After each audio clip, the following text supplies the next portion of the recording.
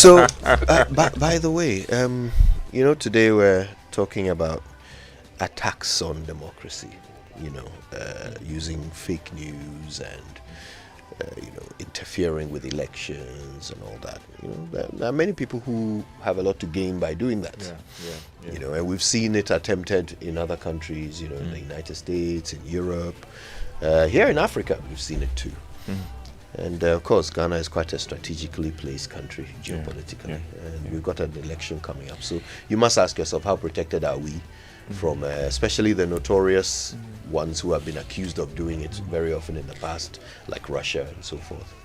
And even now, Koji, I've been so much quick to respond to anything I see in the internet space on WhatsApp groups, and sometimes even when the thing is true, I'm so slow to respond because I want to double check, triple check to ensure that is this thing actually real.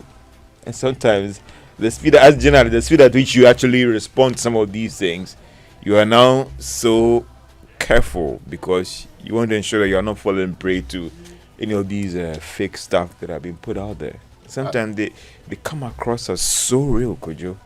As someone who is engaged in the sector, the biggest threat to Ghana's election 2024 is from the NPP and the NDC. They are the purveyors, and it is clear. X pages like one called Daily Post. There's another one also called Patriots. Virtually every day, they churn out specifically. They will take your artwork, they will take your news card, convert it to something else entirely, with still your multimedia brands underneath that, and share it out there. Of course, not long ago, I was in Aqua Safari with others having a similar conversation.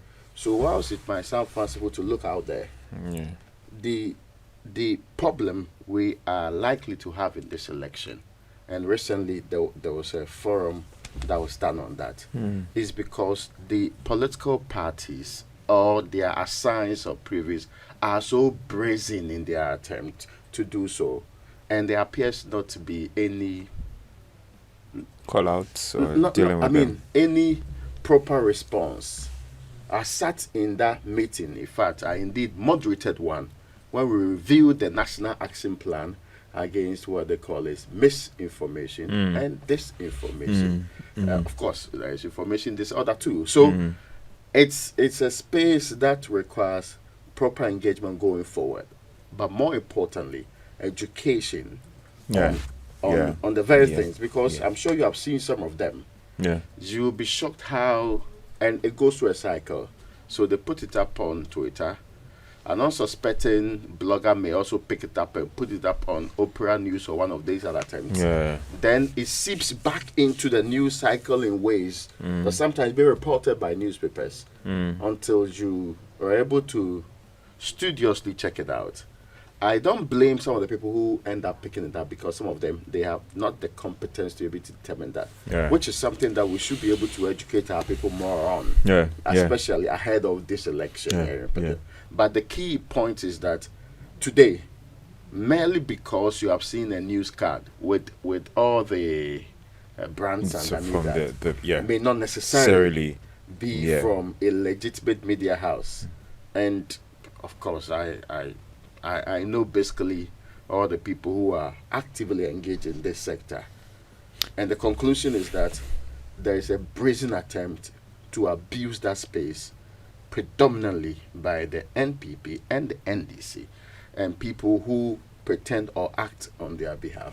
But I think that increasingly Ghanaians are becoming discerning as well. So if you think that you're putting out this information to sway people to one side or the other, I think that, well, it's just a matter of time that influence or whatever you're seeking to do, you wouldn't get the results by spreading these fake news. I recall when we were having the review of the action plan, Sam George said, he's shocked that we are having the conversation by the corporates. The corporates, they are within the political parties. So maybe they should meet the leadership of the political parties and ask them to speak to their people to, stop the act. If they're able to tell their people that, see, don't do this, And of course, I've not seen anybody linked to the CPP do anything similar. But I'm saying that it is the main political parties. And indirectly they are benefiting. So sometimes in a subtle way, we'll go out and listen. But and it goes to the loop. So it ends up being. And again, it comes back to this whole argument about peace. That the two political parties themselves, they can bring the peace that they are looking for. We are all looking for it. Anyway, and so very important arm of the conversation. We also have to look at the issue of our own electoral systems. Are there aspects of it that are electronic? Are there aspects of it that are susceptible to interference? These things are real threats, but we need to figure out whether we are vulnerable or whether we are safe. So today's conversation is full of education on these things. Now, let me start with the Daily Graphic, and it's reporting so many interesting stories on the front page. Let me start with the biggest one, which, George, you'll be interested in. COCOBOD breaks 32-year loan cycle. Buys 2024-2025 season cocoa with their own funds. I didn't hear the hooray coming from you guys. Well, depending on where you're standing and how you want to look at it, there are some, and I remember yesterday we engaged one economist, Patrick Asumin, and he thinks that it's a good thing, whichever way you want to look at it. Yes, of course, look at the option of going onto the international market to raise funds. It will come at a high cost, and the fact that some banks will also not be willing to lend to you at a certain price you're looking at. So what are the options? Do you come internally, or what do you do? So for him, he believes that, Professor Sumi believes that it is the right thing for them to do, to look internally and raise the money. I mean, listen, any country, no matter how bad the situation, you can raise money on the international market, but at what cost? As for the lenders, they are there. The vulture, the people, they are there. They will lend the money to you, but at what cost? So, yes, of course, looking at where COCOBOD or their current situation, it might be difficult to get these monies at a good price. And I think the last time they went on the market, I think they did more than 2%. I stand to be corrected. And looking at these times as well. So he believes that it is a best thing to do right now. And therefore, whether their current situation is not good or not, what are the options available for COCOBOD to raise the required funds? There are some who would also raise concerns about the fact that, look, the inflows that are going to come in from this loan syndication will bring in some hard cash into the economy at a time when the currency is going through some problems. That would be a good source of foreign reserves for the economy. But again, there are some who also argue that, just like Professor Sumi saying that in the long term, we'll be exporting these beans, or in the medium term, and that will bring in some money more in tranches than the one at a go thing. So, well, depending on how you want to look at the situation, you will raise concerns about whether it is bad, it is good, or maybe it's a prudent decision to take looking at your current situation. If you're not strong financially or you are going through problems, it presents an opportunity to observe or explore other options that you can still get money to run your business. Anyway, the minority in Parliament says international banks have rejected COCOBOD's request for a prepayment loan to finance the purchase of cocoa. According to the minority, the statement issued by the minority leader, COCOBOD issued a request for proposal of $1.5 billion loan to purchase up to 650,000 metric tons of cocoa for the 2024-2025 crop year. But this request did not attract any interest from the international banks due to the poor health of COCOBOD and the collapse of the cocoa sector under its present management. In fact, it moves on to say, for the first time in 32 years, banks have rejected COCOBOD's request. It also says that for a production level of 969,000 metric tons inherited in 2016-2017 crop year, cocoa production has declined to just a little over 400,000 tons in the 2023-2024 crop year. The significant decline in cocoa production in the last 8 years and what they consider to be the mismanagement of the sector is to blame for this.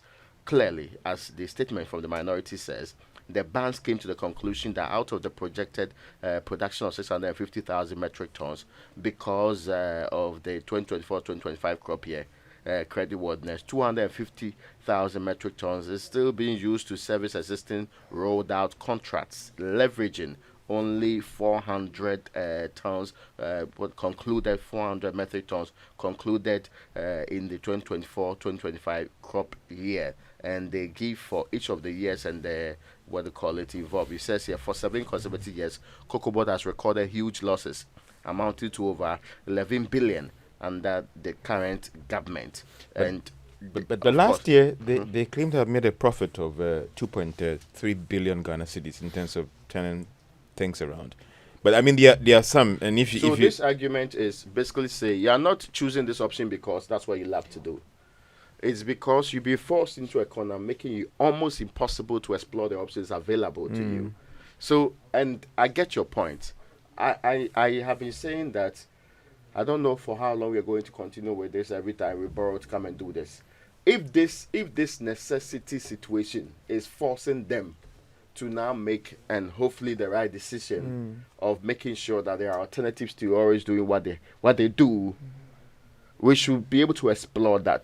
But it should not be because comparatively it will be to our disadvantage. I hope you get my point. And I think that there are some of the school of thought that maybe COCOBOD should have come out clearly that, listen, we were having some challenges and therefore we think that this is the best option to go. Brilliant. But the approach that it comes across is a novelty and we are doing this. There are some who are saying that who feel that it's purely a fundamental issue. We were blocked, the board they're facing some issues. They should just settle their contingent liability loaded in the public debt. And for persons like former Minister of Finance, Tekpe, he shares this school of thought. But I also think that it's not really about they have been rejected. Listen, Raymond, you can go and borrow. I mean, if they want to go out there and borrow, but at what cost? Yes, that is something that we have kicked against, even when they had to do with our Eurobonds as well. So if there are options that we can explore, fine. My only problem would be the immediate hard cash that we're looking forward to, that should have come in before the end of this year, and what would mean for our reserve position as the country, and even helping to stabilize the Ghana cedi. The currency. But there are some economists like Dr. Smith who thinks that, well, these funds will come in, but not that they go. But it means that in the short term, we could have some blips of possible impacts on local currency. Well, if you look at the Bank of Ghana's reserves, it is still in a strong position, but just like in the local parlance, too much fish doesn't spoil the soup. Further give confidence and assurance to businesses that we are building strong reserves to support the local currency.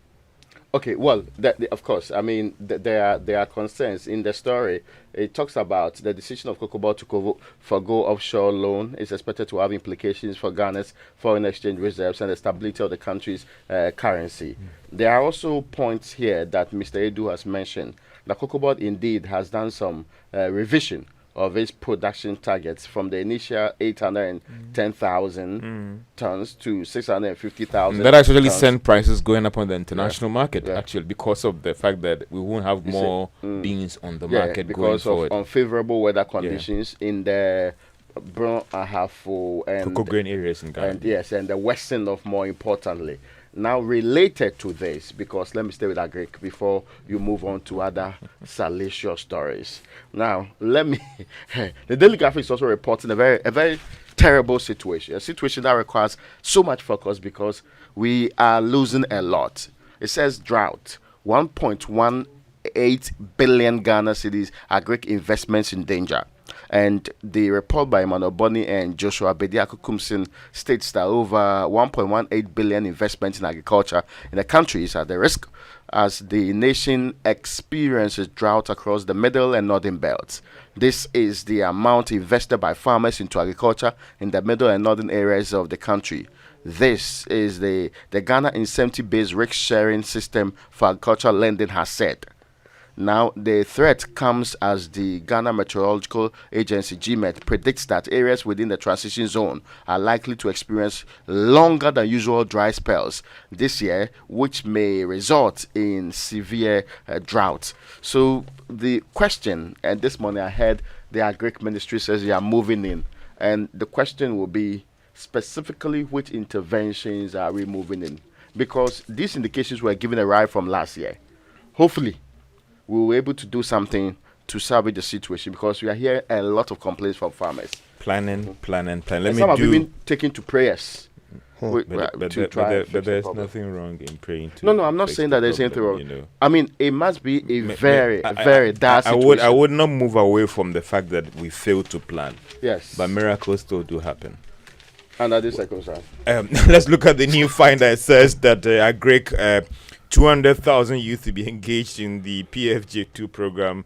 I think that's coming from their Greek minister. And also, there's a story about invest in robotics to bridge the academia industry gap that is coming from Joseph Upoko Ajiman on the front page of the new finder.